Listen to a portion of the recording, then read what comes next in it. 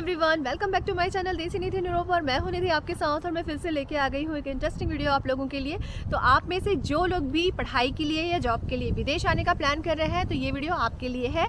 आज मैं आपको इस वीडियो में बताने वाली हूँ कि आपको इंडिया से क्या क्या चीज़ें करके आनी है ऑलरेडी। जब यहाँ पर आप आएंगे तो आपके लिए ये चीज़ें काफ़ी हेल्पफुल होंगी और यहाँ पर आपके लिए रहना थोड़ा आसान होगा अगर आप इंडिया से ये सारी चीज़ें करके आते हैं। तो सबसे पहली चीज़ है जो आपको इंडिया से सीख के आनी है वो है कुकिंग। क्योंकि यहाँ पर जैसे कि मैं यूरोप की ही बात करूँगी तो यहाँ पर खाना बाहर अगर आप खाते हैं तो बहुत महंगा है। अगर एक टाइम ही खाना अच्छे से खाते हैं तो 20 से 25 यूरो एक जन का लग जाएगा। तो अगर आप 2 टाइम खाना खाते हैं तो आपका 50 यूरो प्लस यहाँ पर लग सकता है। तो अगर आप खाना बनाना सीख के आते हैं तो ये आपके लिए काफ़ी बेनिफिशियल होगा।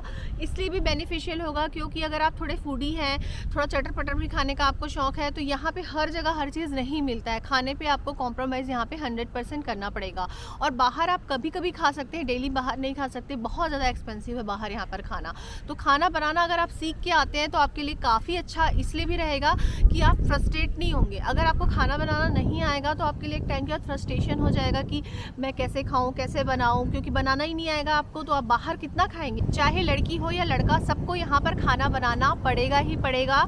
अगली मेन चीज़ है जो आपको इंडिया से करके लाना है वो है ड्राइविंग लाइसेंस। तो अगर यहाँ पर आके आप 4 व्हीलर चलाने वाले हैं तो आपको यहाँ पे ड्राइविंग लाइसेंस का अगर आप एग्ज़ाम देके ड्राइविंग लाइसेंस लेते हैं तो ये आपके लिए ना काफ़ी टफ होगा, क्योंकि एग्ज़ाम जो है यहाँ पे ईजी नहीं होता है। तो आप क्या करें, आपका जो इंडिया का ड्राइविंग लाइसेंस है वो अप टू डेट करवा के लेके आएँ। आपके पास 4 व्हीलर का लाइसेंस होना चाहिए इंडिया में, तो उसको यहाँ पर आके अगर आप कन्वर्ट कराते हैं तो वो आपके लिए थोड़ा ईजी होगा। फिर आपको जस्ट यहाँ का ड्राइविंग सीखना पड़ेगा और आपको यहाँ का ड्राइविंग लाइसेंस मिल जाएगा। बट अगर आपके पास इंडिया का ड्राइविंग लाइसेंस नहीं है तो आपको रिटर्न वाला भी एग्जाम देना पड़ेगा यहाँ पे, जो थोड़ा डिफिकल्ट होगा आपके लिए। अगली मेन चीज़ है जो आपको इंडिया से करके आनी है वो है आपका डेंटल चेकअप। क्योंकि यहाँ पे जैसे कि मैं वियना की ही बात करूँगी, ऑस्ट्रिया की, तो यहाँ पे जो डेंटल ट्रीटमेंट है बहुत ज़्यादा एक्सपेंसिव है। आपका जो यहाँ पे सोशल इंश्योरेंस है उसमें कवर होता है लेकिन बहुत ज़्यादा कवर नहीं होता है उसमें, तो आपको बहुत ज़्यादा पे करना पड़ेगा अगर आप डेंटल ट्रीटमेंट यहाँ पर करवाते हैं तो आप कोशिश करें कि आपका जो डेंटल ट्रीटमेंट है आप वो इंडिया से करवा के आएँ।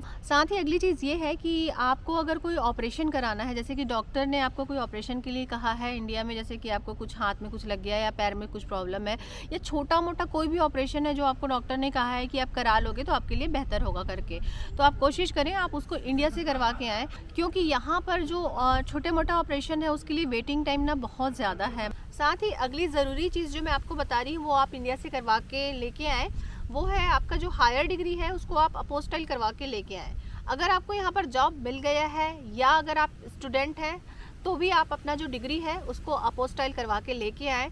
साथ ही अगर आपका जो स्पाउस है जिसके पास जॉब नहीं है और वो डिपेंडेंट वीज़ा में यहाँ पर आ रहा है तो उसको 100% अपना जो डिग्री है वो अपोस्टाइल करवा के लेके आना चाहिए। क्योंकि स्पाउस भी आने के बाद यहाँ पर चाहेगा कि या चाहेगी कि वो जॉब करे यहाँ पर, और आपके पास प्रूफ होगा कि आपने जो पढ़ाई की है जिस भी कॉलेज से, वो आपका जो डिग्री है वो वैलिड है। अगली मेन चीज़ है जो आपको इंडिया से करके आनी है वो है आपका इंडिया वाला सिम कार्ड। तो आप कोशिश करें कि जो आपका इंडिया का सिम कार्ड है उसको आप एक्टिवेट रखें और आप उसको पोस्टपेड करा लें। क्योंकि अगर आप उसको पोस्टपेड करा लेंगे तो ये होगा कि अगर यहाँ पर आप आते हैं और आपका सिम कार्ड कहीं गुम हो जाता है या फिर वो बंद हो जाता है, तो अगर आपका जो सिम कार्ड है पोस्टपेड होगा और आप उसका बिल पे करते जा रहे हैं तो जो सिम कार्ड है वो आपके नाम पे ही रहेगा, वो किसी और को कंपनी नहीं देगी उसको। क्योंकि आप तो चाहोगे ही ना कि आपका जो सिम कार्ड है और नंबर आपके नाम पे ही रहे, क्योंकि आपका आधार कार्ड, बैंक डिटेल सब कुछ आपके सिम कार्ड से कनेक्टेड होगा आपके नंबर से।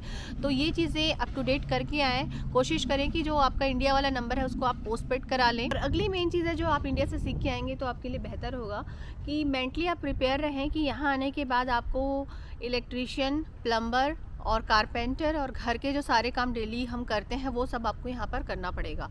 ये आपको नहीं आता तो भी आपको मेंटली प्रिपेयर रहना पड़ेगा कि यहाँ आने के बाद आपको सम टाइम प्लम्बर बनना पड़ेगा, सम टाइम कारपेंटर बनना पड़ेगा, और भी घर का जो डेली का जो हम काम करते हैं वो सब कुछ करना पड़ेगा। डेली का काम तो आपको वैसे भी करना पड़ेगा, हाउस होल्ड वर्क तो आपको सीख के आना पड़ेगा कि आपको झाड़ू, पोछा, बर्तन सब करना आना चाहिए और इसको करने में आपको कोई भी प्रॉब्लम नहीं होनी चाहिए। क्योंकि इधर का कल्चर ही यही है कि घर का सारा काम लोग अपने हाथ से करते हैं।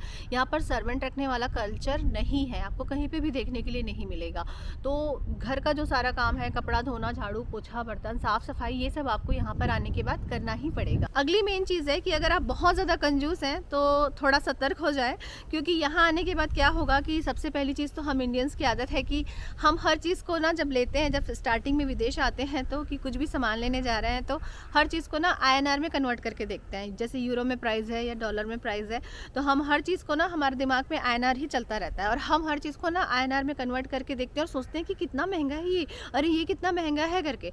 तो स्टार्टिंग के फर्स्ट ईयर में तो थोड़े आप कंजूस रहते हैं। मैं आपको सच बता रही हूँ, ये मेरे साथ भी हुआ था कि स्टार्टिंग के ईयर में हम थोड़े से कंजूस थे कि हर चीज़ को INR में कन्वर्ट कर करके देखते थे और ये कितना महंगा है सोचते थे। फिर तो ये चीज़ें ना थोड़ी आपको छोड़नी पड़ेगी यहाँ आने के बाद, क्योंकि अगर आप बहुत ज़्यादा कंजूसी करेंगे तो सम टाइम आपको फ्रेंड सर्कल में थोड़ा बेइज्जती का भी सामना करना पड़ जाएगा अगर आप बहुत ज़्यादा कंजूसी करेंगे तो। क्योंकि अर्निंग अच्छी हो रही है आपकी, तो आपको बेसिक चीज़ों में, जैसे कि बेसिक चीज़ मतलब ज़रूरत की जो चीज़ें हैं उसमें आपको खर्च करने के लिए आना चाहिए। तो ये भी आप थोड़ा सीख के आएँ और मेंटली प्रिपेयर होके आएँ। अगली मेन चीज़ ये है जो आपको इंडिया से सीख के आनी है, फ्रेंडशिप करना।